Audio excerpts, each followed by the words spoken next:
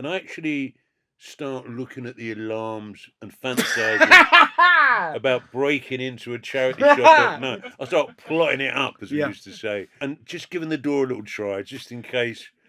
I don't even know where to begin with this.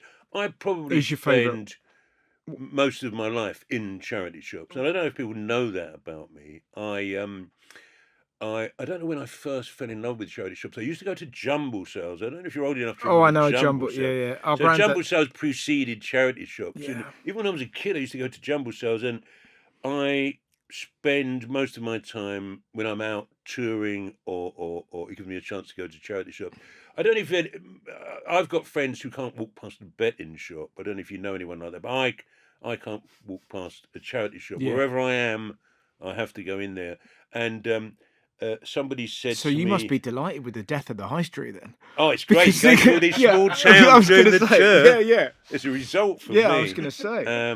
But I think I'm a bit like Howard Carter. There's a quote where Howard Carter, when he finally breaks into Tutankhamun's tomb, he makes a little slit, and here's the guy that's financing him. I can't remember his name. He said, "What can you see?" He said, "I can see things, beautiful things." And every time I open the door of a charity shop, I just think, "Wow, what's going to be in here?" That's interesting. What's some of your best finds? Well, recently, this is tricky, right? Because I bought a pair of silk pajamas recently, right? Yeah. Silk pajamas, right? Aye, ladies, right? Yep. But I haven't worn them yet because on the way home I thought, oh, hold on a minute, right? Silk pajamas. I usually buy. What happens is when you go to a charity shop, often, let's be honest, you find a lot of stuff from someone who's died. Yeah. And if you find some stuff from someone who's died, who's your size, your taste, you think, what a result. Sad for the family, of course, yeah, but a result for you. And I found a pair of silk pajamas, my size, and I thought, whoa, mate, these look cool, yeah. But when I got them, I thought, hold on a minute. These have been worn in an intimate way, haven't they? It's not like a jacket or a shirt or a hat. Yeah. These have been worn close to the body. And I think, I don't know if he wore underpants, this guy. I haven't worn them yet. I'm still holding on. Yeah. And then I thought, maybe, he wore them in a sexual liaison. Yes. As well. Yes. But I'm thinking, but that sexual liaison would be quite classy. Silk pajamas, maybe an expensive hotel. Definitely. A posh bird, jewellery involved, champagne. Yes. That kind of stuff. Yeah. It's not like finding a pair of Primark pajamas, is it? Where they might have been involved in some other kind of sexual liaison in a lift or something. Or, yes. With a bottle of cider involved. Yeah, I'm not sure. But basically, it worried. So I thought, okay, that's okay. But then I thought, hold on, if this is dead people's clothing, he might have died in these very pajamas. So I've got a dilemma going on at the moment about these pajamas. I'm not sure. Can I clarify? First and foremost, give them a damn good wash. Yeah, like that's the best thing. Can I clarify the dilemma? Yeah. Well, the dilemma is about wearing them. You don't want to wear them because you feel it might be disrespectful. Or no, not respect. Horny. Just a sort of some kind of weird hygiene. Yeah. I think the word we're searching for is pre-cum. Yeah, no.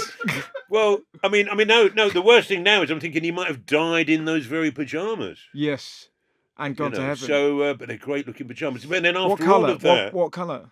Oh, they're like a pattern. There's a really, but Russell. Though after all of that, when I looked online at silk pajamas, you can get them for like a tenner or something. I thought I was sitting on. Right. I thought I was sitting on a £200 pair of pajamas that have been used in some really classy kind of sexual liaison, and you can actually get them for a tenner or 20 quid or something. But.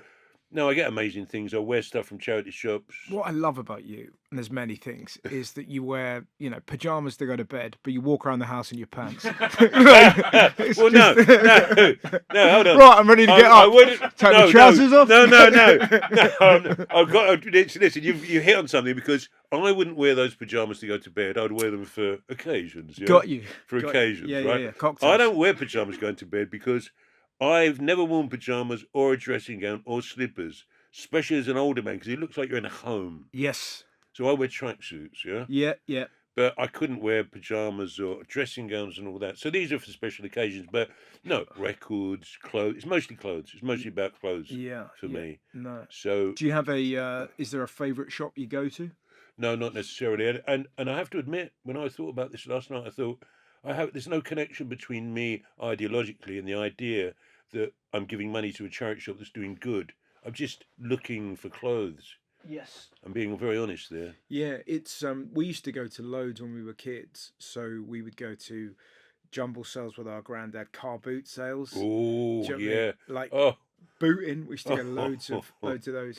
There's a massive kind of outdoor market in Basingstoke called Blackbush Market. Did you ever go there? I've never been there. God, I have been to Basingstoke, though. Yeah, right. But they used to sell loads of kind of, instead of links, I think it was like the Turkish equivalent of links, and it was called Rodan.